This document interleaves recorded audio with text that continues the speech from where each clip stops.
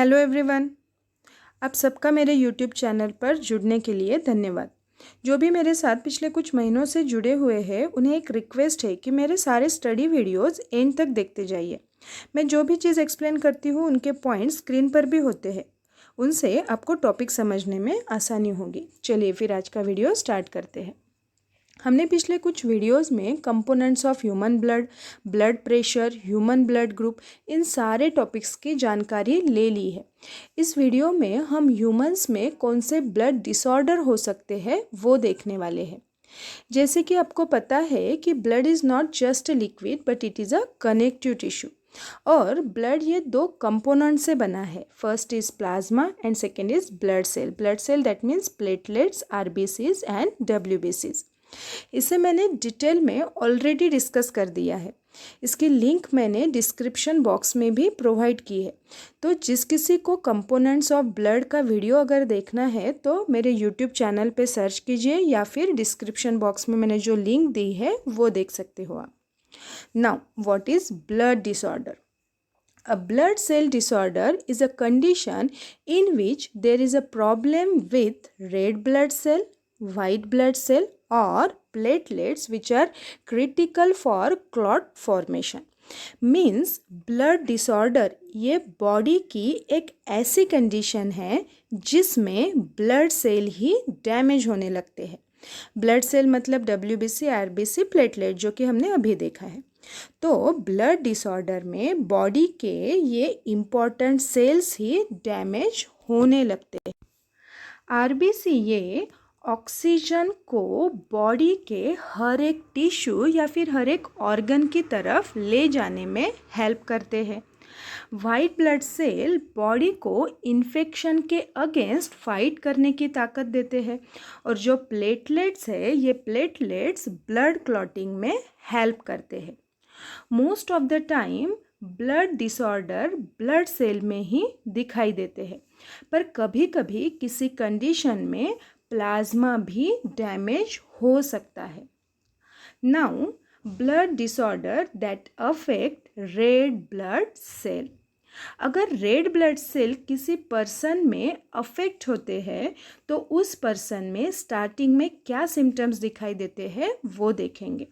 तो पहला सिम्टम है fatigue, shortness of breath, trouble concentrating from lack of oxygenated blood in the brain, muscle weakness and fast heart beat. तो ये सारे symptom जिस person में रेड ब्लड सेल अफेक्ट हुई है उनमें ये सिम्टम्स दिखाई देंगे। तो जिस पर्सन में आरबीसीज डैमेज होती है उसे एनीमिया होता है। एनीमिया जो डिसऑर्डर है वो जनरली 3 टाइप्स का होता है। पहला है आयरन डेफिशिएंसी एनीमिया। तो पहले हम इसे डिस्कस करेंगे। ये डिसऑर्डर होने का सबसे बड़ा कारण है लो आयरन इंटेक।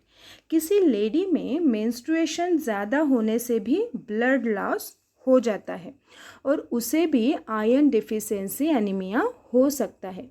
और दूसरा कारण हो सकता है blood loss from the GI tract. GI that means gastrointestinal tract because of ulcers or cancer.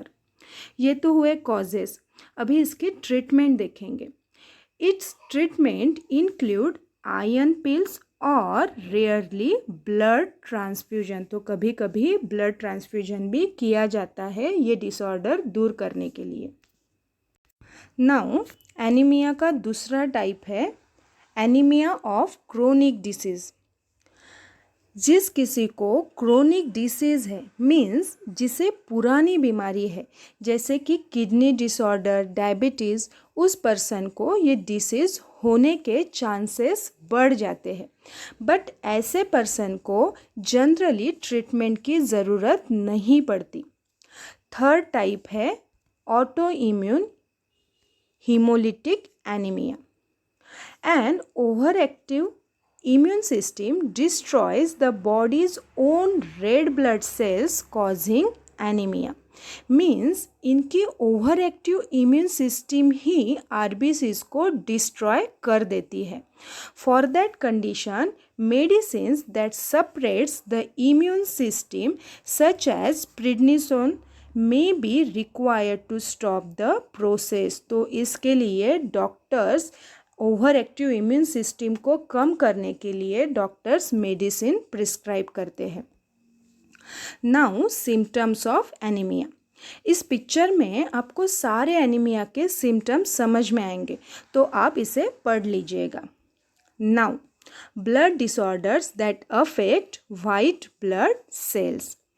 WBCs अगर अफेक्ट होते हैं तो उस कंडीशन को लिम्फोमा कहते हैं।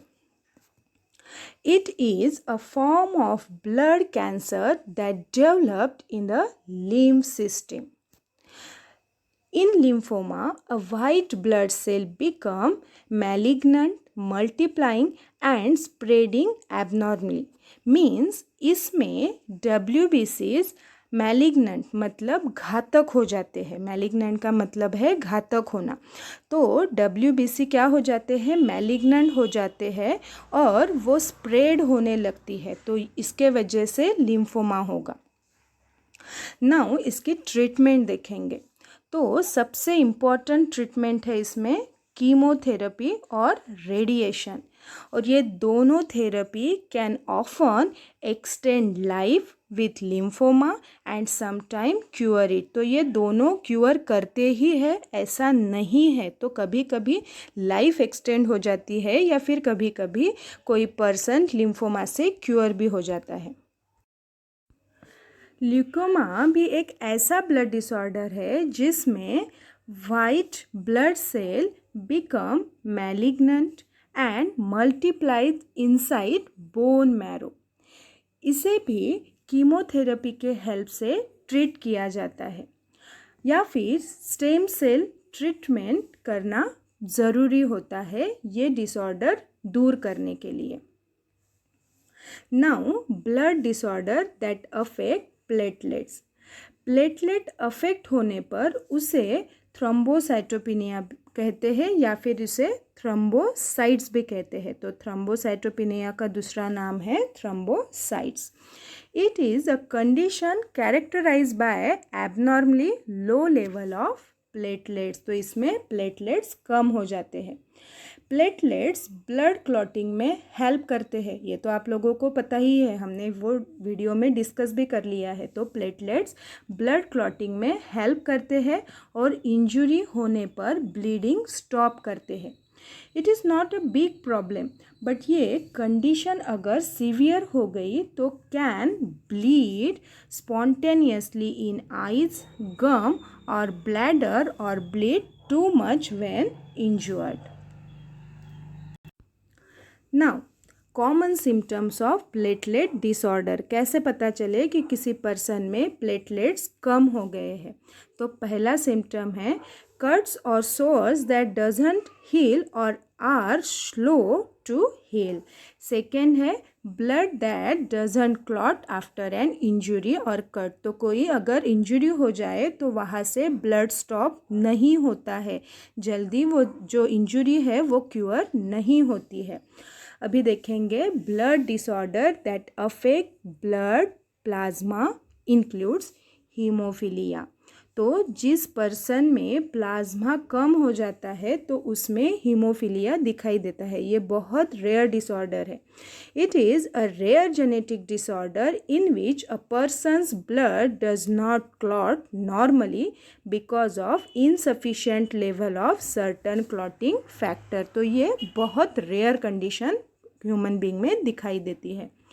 तो आज हमने पूरा ये ब्लड से रिलेटेड जो डिसऑर्डर है ह्यूमन बीइंग्स में वो डिस्कस किया है। अगर ये वीडियो आप लोगों को समझ में आया है तो लाइक कीजिएगा और ये वीडियो शेयर कीजिएगा। Thank you.